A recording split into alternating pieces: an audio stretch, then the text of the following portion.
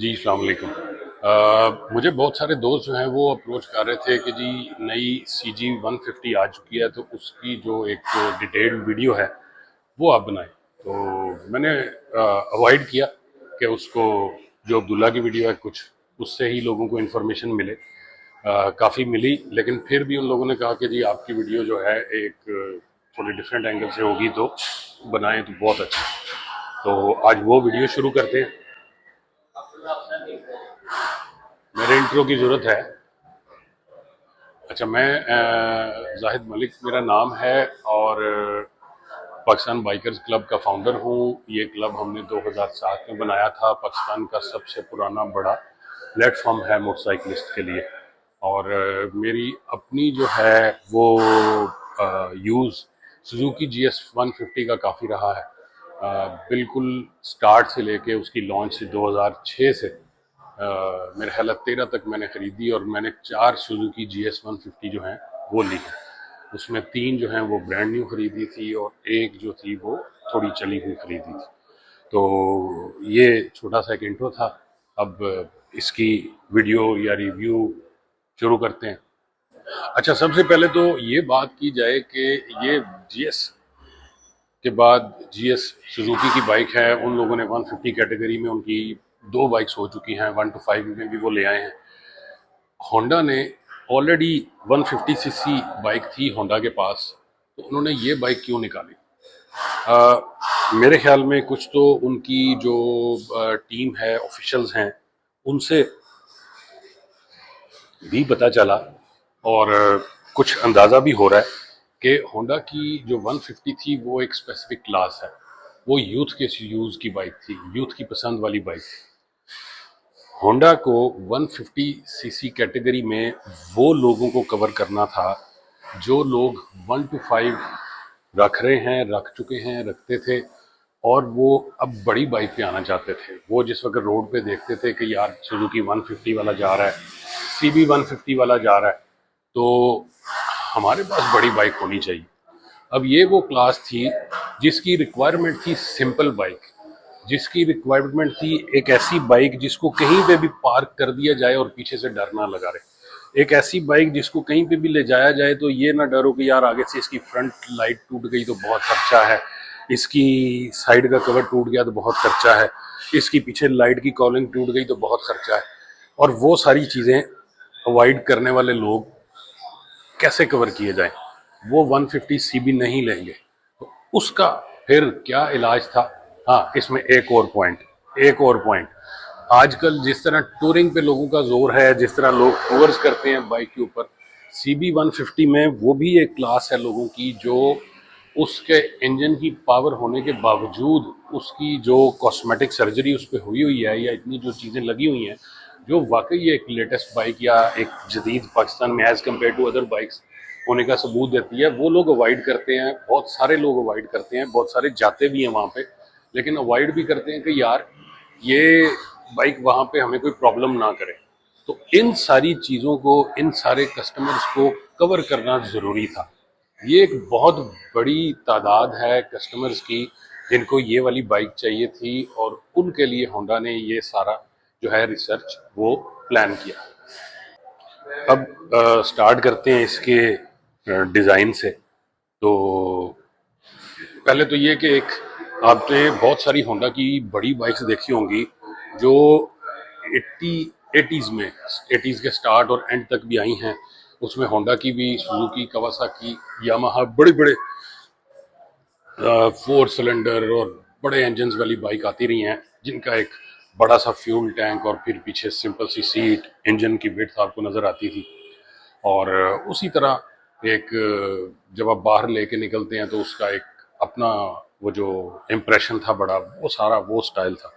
तो इसमें भी अगर आप इसको गौर से देखें तो इसका फ्यूल टैंक का डिज़ाइन इसी तरह, आपकी सीट की तरफ ये अगर यहाँ से कवर करो ऊपर से, इसको यहाँ पे रखो, तो आप देखें कि ये वही लुक है जो फ्रंट से अगर देखा जाए तो इसका इम्प्रेशन जो उसका फ्यूल टैंक है वो काफ़ी ज़्यादा देता है। और यही डिज़ाइन आपको इसमें चूंकि ये एक 150 सीसी बाइक है, 750 या बड़ी बाइक तो नहीं है, लेकिन इसके अंदर ये चीज़ क्या कर सकते थे कि उसी एक कल्चर को लेके चलना था। तो इसका एक ये काम इससे लिया गया, फ्यूल टैंक के डिज़ाइन से, इसकी उसी स्टाइल की सीट से, और सबसे अहम चीज़ इसकी लाइट से। उनके अंदर जो लाइट फ्रंट पे हुआ करती थी, अक्सर में गोल लाइट हुआ करती थी और बड़े साइज की हुआ करती थी। तो अब इसकी स्पेसिफिकली मैं इसको अगर देखूं तो इसके इस फेंडर से स्टार्ट करूं तो मुझे इसके फेंडर को देख के CD100 का, जो पहले राइडर से पहले CD100 मेटल में आता था, इसी तरह का मिलता जुलता उसका फेंडर था। लेकिन इसको ये शायद मुझे उससे थोड़ा सा ज़्यादा जो मेटल है इसका थोड़ा हैवी फील हो रहा है। फौरन इसका जो फ्रंट पे इंप्रेशन तो देने वाली चीज़ है वो इसकी लाइट है। मैं अगर ये कहूँ कि अगर वो एक सिंपल लाइट को लेके कर लिया जाए तो मेरे ख्याल में वो ज़्यादा बेहतर थी, लेकिन खैर इन्होंने उसमें चूंकि डिज़ाइनिंग थी थोड़ी सी वो भी की थी। इसकी रीज़न मैं इसलिए बता रहा हूँ कि आप अगर मार्केट में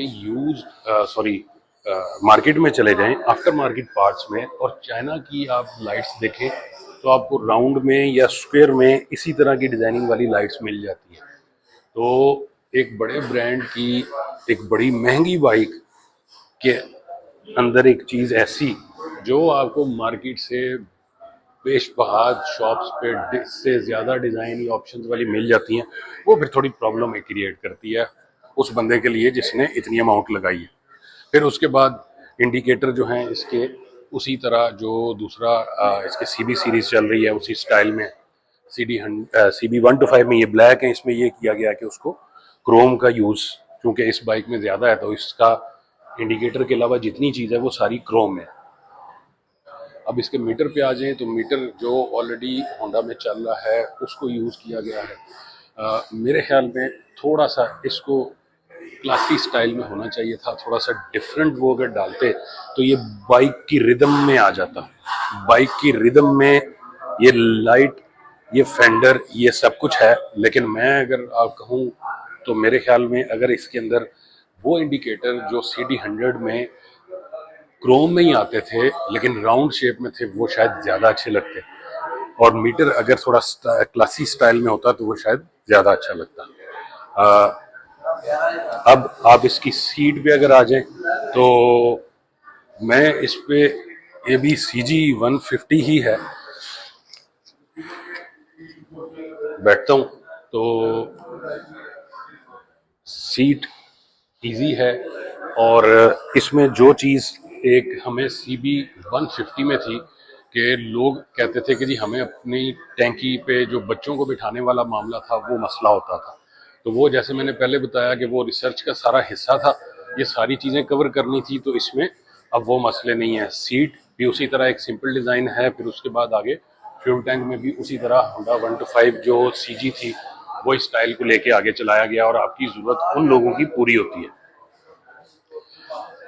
अब इधर नीचे आ जाए तो क्रोम में इसका जो साइड कवर्स हैं वो क्रोम में हैं, आगे थोड़ी सी खाली जगह थी तो उसको इस प्लास्टिक से गोल्डन कलर के साथ कवर किया गया है। तो ये जो चीज़ें हैं थोड़ी सी, ये भी आप इसी पैटर्न या इसी रिदम में ठीक था मेरे ख्याल में। ये इसका जो रिदम है थोड़ा सा लेटेस्ट डिज़ाइन की तरफ जाता है, लेकिन खैर चूंकि इस जगह को जहाँ पे कुछ नहीं था या बुरी लग रही थी उसको कवर करना था तो ठीक है, ये एक चीज़ आ गई इस पर।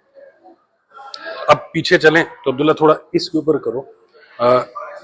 ये जो साइड है अगर हम GS की देखें तो हमें यहाँ पे काफ़ी खला लगता है, सुजुकी GS 150 में ये फीलिंग आती है कि उसका जो ये हिस्सा है आगे वाला वो बड़ा हैवी लुक देता है और जो उसका पीछे वाला है वो हॉलो लुक देता है। फिर दूसरा, अब पीछे आ जाएं आप ज़रा, सुजुकी 150 में उसका जो पिछला फेंडर है वो काफ़ी चौड़ाई में है और उसका जो टायर है वो छोटा फील होता है, जिसकी वजह से आप देखेंगे कि मेजॉरिटी लड़के जो बाइक लेते हैं GS 150 वो उसका बड़ा या चौड़ा टायर लगा देते हैं, लेकिन इसमें वो इशू आपको नहीं फील हो रहा। इसका जो टायर है वो इसके फेंडर के साथ या इसकी पूरी बाइक के डिज़ाइन के साथ मैच करता नज़र आता है। रियर लाइट को देखूं तो प्योर उसी तरह, आपको याद होगा होंडा की 70 के अंदर इस तरह की एक लाइट आया करती थी जिसके सेंटर में ये राउंड सा डिज़ाइन था। तो ये खूबसूरत, ठीक है, अच्छा मैच कर रहा है उसकी रिदम के साथ। तो ओवरऑल जो बाइक थी, जो बाइक है, उसमें वही सिंपलिसिटी जो हर बंदे की ज़रूरत को पूरा करेगी, चाहे वो सीजी से शिफ्ट हो रहा है और बड़ी बाइक चाह रहा है, चाहे वो टूर पे जा रहा है और रफ एंड टफ यूज़ मांग रहा है, चाहे वो लाहौर शहर, कराची शहर, फैसलाबाद या कहीं पे भी जा रहा है और उसकी पार्किंग जो है वो मुश्किल होगी और उसको डर है कि यार इसकी आगे से कॉलिंग ना टूट जाए, इसकी पीछे से कॉलिंग ना टूट जाए। ऐसी चीज़ें इस बाइक में नहीं होंगी, या होंगी भी तो अगर इसकी चीज़ें कम है उस तरह की उसको प्रॉब्लम नहीं आएगी। टैंक के नीचे जो डिज़ाइन बना हुआ है वो ना टूट जाए, ऐसी उसको टेंशन नहीं होगी। तो इस तरह इस डिज़ाइन के साथ वो सारी चीज़ें कवर की गई हैं। अच्छा, मैं एक चीज़ बताऊं कि जिस वक्त स्पेक्स ढूंढे तो जीएस के ज़्यादा स्पेक्स नहीं थे मिले कि उसकी लेंथ और इसकी ये इस तरह की चौड़ाई और फिर उसकी हाइट कितनी है। लेकिन इसकी जो है साइज, लेंथ जो है सीबी से ज़्यादा है। इसकी जो ग्राउंड क्लियरेंस है, अगर आप टूर्स पे लेके जाने के शौकीन हैं तो इसकी ये ग्राउंड क्लियरेंस सबसे ज्यादा है। मतलब ये कि जीएस से भी ऊंची है नीचे से, सीबी 150 से भी ऊंची है। तो अगर आपको टूर पे लेके जाने का शौक है तो ये उन दोनों से बेहतर है। लेंथ ज्यादा होना, मेरे ख्याल में जितनी बड़ी बाइक होती है उसमें आपकी रोड ग्रिप या उतनी हैंडलिंग अच्छी होती है। मिसाल के तौर पे आप, मैं अगर पर्सनल अपनी बात करूं तो मेरे ख्याल में मैंने जैसे CG 125 चलाया तो पावरफुल तो थी वो बाइक, लेकिन उसकी निस्बत जो CD 100 या प्राइडर है वो अच्छी हैंडलिंग देता है। उसकी रीज़न ये है कि उसका साइज़ बड़ा है, व्हील बेस ज़्यादा है और सारा कुछ। तो इन चीज़ों की वजह से इसकी एक तो ग्राउंड क्लियरेंस ज़्यादा है, साइज इसका अच्छा बड़ा है, और ये चीज़ें आपको हैंडलिंग में, रोड ग्रिप में, ड्राइविंग या राइडिंग प्लेयर में अच्छा रिजल्ट देती हैं। दूसरा, अब एक चीज कि जी बहुत सारे लोगों की एक ये भी है कि यार 125 वाली चीजें इस पे यूज हुई हैं, तो इसमें ऐसा नहीं है। जैसे ये 125 था, इसमें डिस्क नहीं थी पहले, ये जो इसकी प्ले थी, ये प्ले, ये कंफर्ट लेवल था। ये कंफर्ट लेवल अगर डिस्क वाली बाइक हो तो उसमें ये नहीं होता, ये फर्क होता है। डिस्क वाली बाइक जो है उसमें आपकी जो डिस्क है वो हैवी चीज है, और इसने जिस वक्त रुकना है तो इसको, ये सारी प्ले जो है उससे फर्क है। तो इसका मतलब ये हुआ कि इसकी जो सस्पेंशन है वो सीजी से डिफरेंट है, इसके फ्रंट शॉक जो हैं वो उससे डिफरेंट है, इसके जो रियर शॉक हैं मेरा ख्याल है वो भी डिफरेंट है, क्योंकि सीजी में शायद ये एडजस्टिंग ऑप्शन नहीं मिलता आपको, नहीं बल्कि नहीं मिलता, वो सामने पकड़ी है। तो ये इसमें भी आप इसकी प्ले को ऊपर नीचे कर सकते हैं कि आप अगर बाहर जा रहे हैं तो आप समझते हैं कि यार बम्पी रोड है तो मुझे ज़्यादा अनस्टेबल राइड नहीं चाहिए, तो मैं इसको इस तरह एडजस्ट कर लूँ, तो वो भी आप कर सकते हैं। और सस्पेंशन जो है इसकी वो वाली नहीं है जो सीजी में होती है, तो मतलब ये कि आपको कंफर्टेबल राइड मिलेगी। तो ये, अब दूसरा अब्दुल्ला इस तरफ अगर ले आओ तो इसके अंदर फ्रंट पे डिस्क ब्रेक है, और एक जो अहम चीज जो डिफरेंस दिया है होंडा ने, वो कंबाइंड ब्रेकिंग सिस्टम CBS का दिया। ये कंबाइंड ब्रेकिंग सिस्टम ये है कि आप पाकिस्तान में, चूंकि बहुत सारी बाइक मैंने देखता हूँ तो ऐसी ही देखता हूँ कि फ्रंट ब्रेक या तार भी टूटी हुई है तो आगे जो ड्राइवर है उसको या राइडर है उसको परवाह ही नहीं है, कि वो कहता है जी मैंने कभी अगली ब्रेक लगाई नहीं। बेसिकली दुनिया में अगली ब्रेक ज्यादा यूज की जाती है, बस ये कि आपको चलाने का तरीका आना चाहिए। पाकिस्तान में पहले जिस वक्त कवासाकी GT हुआ करती थी तो डिस्क वाली बाइक्स बहुत ज्यादा थी, तो जो हमारे पुराने बड़े दोस्त हुआ करते थे या हैं, वो बड़े मजे से ब्रेक लगाते थे, लेकिन उसका तरीका ये होता है कि आपने हैंडल स्ट्रेट रखना है, और बजाय इसके कि आप उस मोड़ के ऊपर टर्न लेते हुए ब्रेकें लगाएं, ये काम आपने थोड़ा पहले करना है, अपनी स्पीड को पहले काबू करना होता है। तो इसमें होंडा ने क्या किया कि जिस वक्त आप ब्रेक यूज करेंगे तो वो डिस्ट्रीब्यूट हो जाएगी, कंबाइन हो करेगी ऑपरेट, मतलब पीछे वाली भी ब्रेक जो है वो टायर की यूज होगी, 20-30% आगे वाली भी यूज होगी। एक तो इसमें मैं ये भी सजेस्ट करूंगा कि आप जब ब्रेक लगाएं तो इस तरीके से लगाएं कि आप वो तरीका ना यूज़ करें कि बिल्कुल आप मोड़ के ऊपर चले गए तो आपको याद आया मैंने रोकनी थी, अब स्लो करनी थी। थोड़ी देर पहले अपने आप को मैनेज करें, अपनी स्पीड को, अपनी बाइक को मैनेज करें ताकि वो गिरने का भी खतरा ना हो और ब्रेक भी अच्छी लग जाए। तो ये एक चेंज है जो मेरा ख्याल है CB150 में भी अभी शायद नहीं आया, GS में भी नहीं है, लेकिन इसमें है। और दूसरा ये कि चूंकि डिस्क ब्रेक है आगे वाली, तो डेफिनेटली वो पीछे वाली ड्रम ब्रेक से बेहतर है। अच्छा, अब मैं मेरा ख्याल हम लास्ट पार्ट्स की तरफ जा रहे हैं।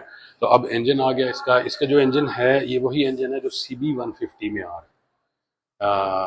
CB150 का इंजन ऑलरेडी पाकिस्तान में यूज़ हो रहा है, लोग टूर्स में भी कर रहे हैं, अपनी सिटी राइडिंग में भी कर रहे हैं, हर तरह टेस्ट हो रहा है। और फ़र्क ये है, दो फ़र्क है उसमें। उसका इंजन ब्लैक आता है, इसका इंजन उसी सिंपल ग्रे कलर में है जिसमें होंडा 125 या दूसरी बाइक्स का आ रहा है। दूसरा फर्क इसमें यह है कि उसके अंदर जो गियर है वो फ्रंट बैक वाले हैं, इसके अंदर सिंपल गियर हैं जो आप CG125 में यूज करते हैं। तो और दूसरा ये अहम चीज, इसकी पावर एज सच अगर आप कहें तो वो GS से थोड़ी कम है, इसकी पावर GS से थोड़ी कम है, लेकिन इस लेवल पे मेरे ख्याल में हम टूर पे यूज कर रहे हैं या बाइक को हम वैसे यूज कर रहे हैं, एज सच इस लेवल पे जाके या इतना सा डिफरेंस मैटर करता है। और कुछ लोगों के लिए शायद ज़्यादा करता हो, लेकिन मेरे ख्याल में इतना भी मैटर नहीं करता। उसकी रीज़न ये है कि मैं जितनी GS जो है वो रोड पे देखता हूँ, उनके अंदर जो टायर लोगों ने लगाए हुए हैं वो इतने हैवी हैं कि वो GS जो है वो 150 होने के बावजूद जो मज़ा है उसका वो 100 से लेके 125 के बीच में चला जाता है, यानी कि 110 पे चला जाता है। ना वो पिक रहता है, ना वो उसका पुश रहता है, और ना वो उस तरह आपको रिस्पॉन्स देती है। तो अगर आप ये बाइक अपने स्टॉक टायर पे रखते हैं तो मेरे ख्याल में एक रीजनेबल पावर है आपके पास। और ओवरऑल हम दोबारा अगर देखें तो इसकी ग्राउंड क्लियरेंस ज़्यादा है, इसका साइज भी अच्छा खासा है। तो टूर के लिए, रोड हैंडलिंग के लिए, बहुत सारी चीज़ों के लिए ये आपको एक अच्छा कंफर्ट लेवल देती है। ये हमने इसको स्टार्ट किया था,